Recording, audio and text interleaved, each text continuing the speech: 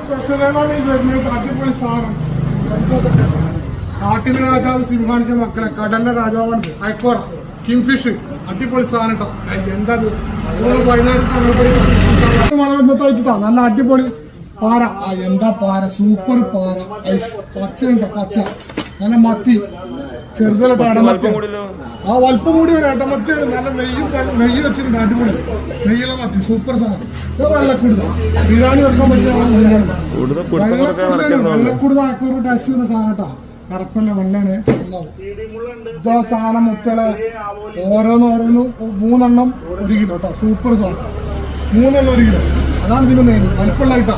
കുടിയല്ല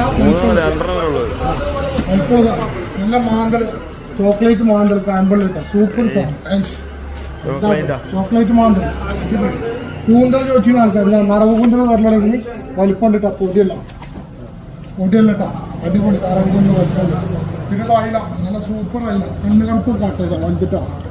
എത്ര വാങ്ങിച്ചാൽ നമുക്ക് കൊടുക്കട്ടെ. നല്ല അടിപൊളി സൂപ്പർ അയില. മേടിനാവലി ഉണ്ട് കേട്ടോ.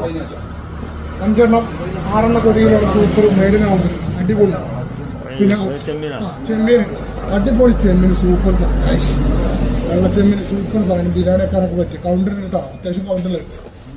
പിന്നെ സീഡിമുള്ള നല്ല പപ്പടമുള്ള പൊള്ളക്കുന്ന സാധനം. എന്താ സാധനം പപ്പടം മേടിക്കണം പൊള്ളക്ക് അടിപൊളി സാധനം കേട്ടോ. ഇത് അമൂറ്.